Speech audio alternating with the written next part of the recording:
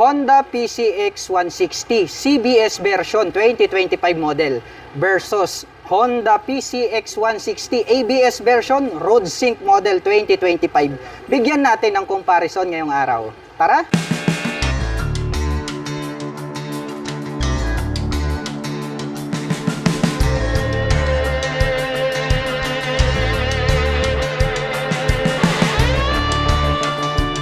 The all-new Honda PCX 160 version 2 o version 3, wag na nating tawagin dahil nag-aaway-away kayo sa comment section. Ngayon naman, ang bibigyan po natin ng comparison, ito pong CBS version versus ABS version na Road Sync o 2025 model po ito. Ang uunahin lang po nating pag-uusapan dito is yung kanilang mga pagkakaiba. Ang unang pagkakaiba po na mapapansin natin dito, ito pong kanilang meter panel display. Dahil ito pong ating CBS version ay the same pa rin po siya dun sa previous version na version 1. Habang ito naman pong ating Road Sync model, ayan, naka TFT meter panel display na po siya. So ito po ang advantage po nito, pwede na po natin itong i-connect sa ating mga mobile phones. So once po na nakakonect yan sa ating mobile phones, ito pong ating Road Sync model, ay pwede na po tayong gumamit dito ng GPS. So mayroon na po yung Waze pag nakakonect na po yung ating mobile phone. Bukod dyan, pwede ka na rin sumagot ng tawag at mag-music gamit po ito pong Honda Road Sync model. So yun yung kanilang pagkakaiba. Pangalawa, ito pong kanilang mga rear shock absorber.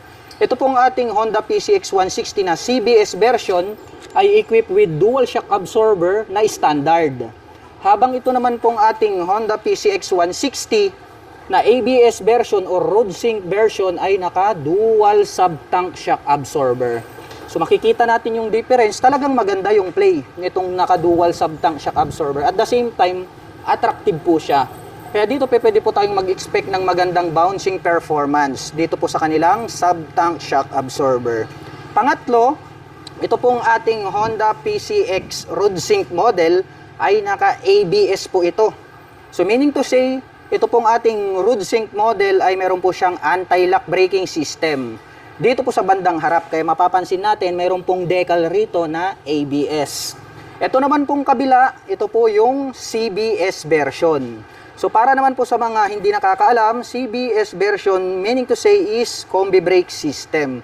So once naman po na ating pinihit, ito pong ating rear brake ay sasabay po ng bahagya ito pong ating front brake. Sa ganoong paraan, nakakapagbigay naman po ang CBS ng balance na stopping power. Ang ABS naman ay nakakapagbigay naman po ng smooth na braking power. So yun yung pagkakaiba nito pong dalawang model na to. CBS version and then ito pong ABS version. At bukod dyan, syempre, yung presyo may pagkakaiba rin. Ngayon, tatanungin naman natin kung magkano yung presyo nito pong CBS version versus Road Sync version. Sir, magkano po yung price ng dalawang scooter na ito?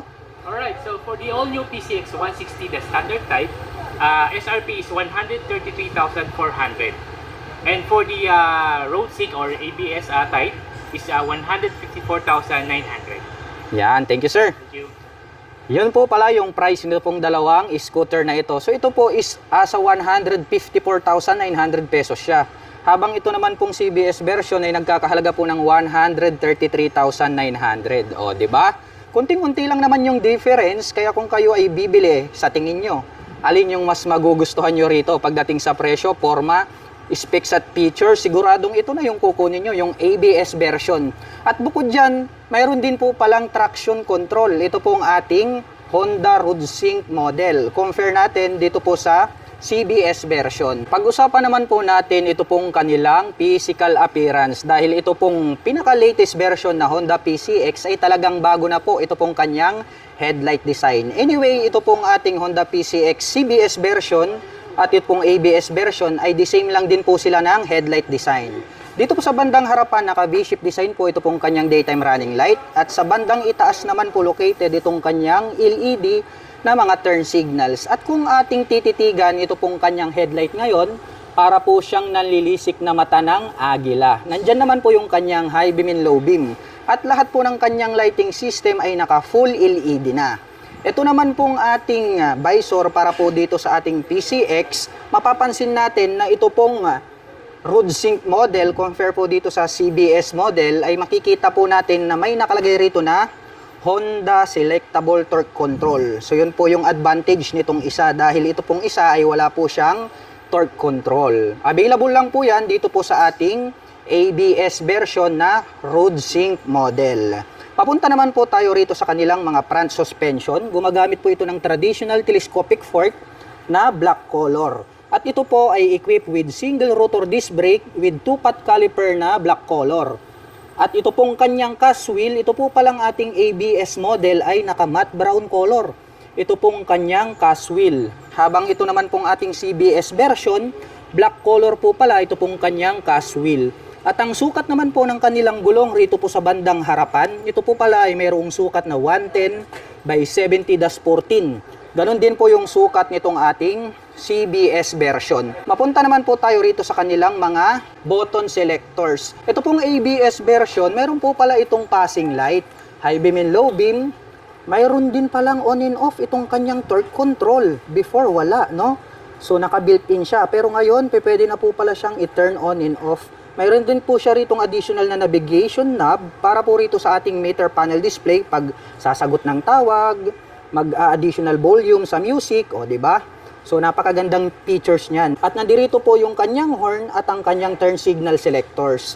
Habang dito naman po sa kabila, mayroon po itong auto stop start system, hazard at electric starter. Mapunta naman po tayo rito sa CBS version.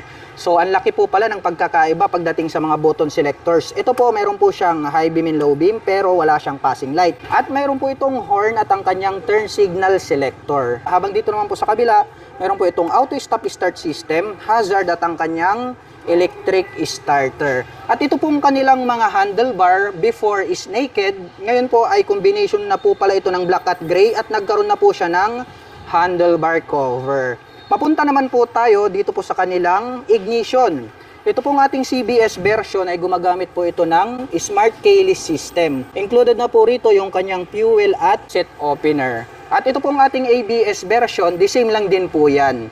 At pareho po ang mga ito na mayroong single-sided packet. Buksan natin itong CBS version.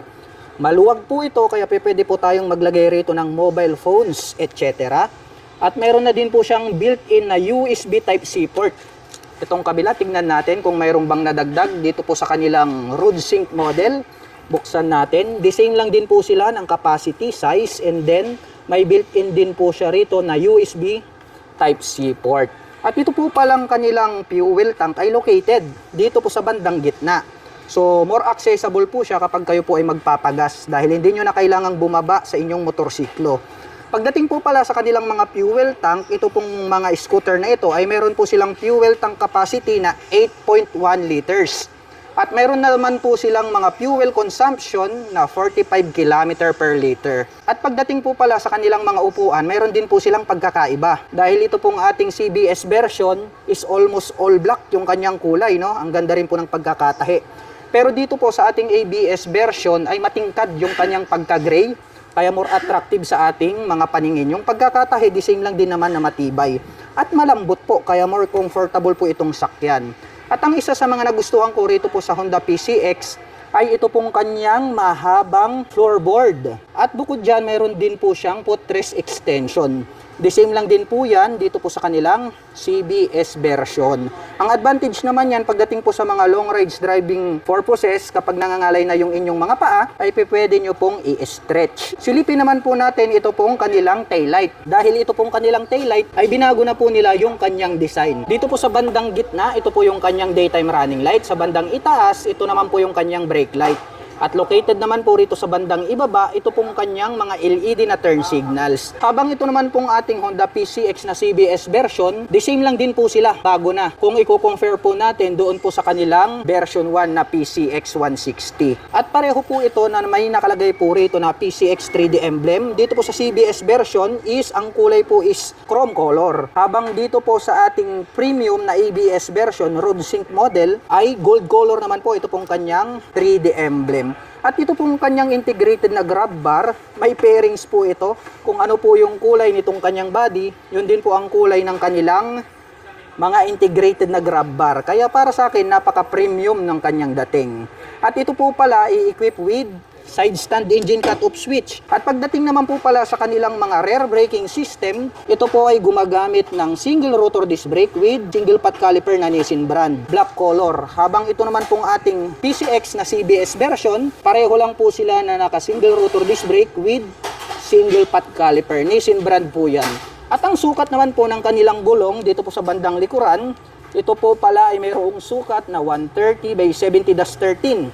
Parehas lang po sila ng sukat ng gulong sa bandang likuran at harapan. Ngunit ang pagkakaiba nila, black color po yung mugs ng CBS version at matte brown naman po yung kulay ng ABS version. Mayroon na din po itong integrated na mudguard, ganun din po itong CBS version. At gumagamit naman po ito ng liquid cooled para naman po sa kanyang cooling system. Kaya maaasahan natin itong dalawang scooter na ito pagdating po sa mga long rides driving purposes. At napansin ko lang, ito po palang ABS version ay combination po ng silver at black yung kanyang CVT cover. Habang ito naman pong ating CBS version ay matte brown combination naman po ng black, ito pong kanyang CVT cover. At pag-usapan naman po natin ang kanilang mga engine specifications. Ang Honda PCX ay meron po itong 157 cubic centimeter engine displacement to be exact. Naka single cylinder, single overhead cam, 4-stroke with 4 valve. At nakakapag-provide po ito ng maximum power na 11.8 kW at 8,500 RPM. Habang nakakapagbigay naman po ito ng maximum torque na 14.7 Nm at 6,500 RPM. At mayroon po itong seat height na 764 mm, may ground clearance na 134 mm, may wheelbase na 1,313 mm, at mayroon naman po itong kabuuang bigat na 131 kg. At ang presyo po ng Honda PCX 160 CBS 2025 model ay nagkakahalaga po ito ng 133,400 pesos. At kung gusto mo naman pong kumuha ng hulugan ay kailangan mo pong mag-down payment ng 15,800 pesos. At mayroon naman po itong 6,550 pesos sa loob po yan ng 3 taon.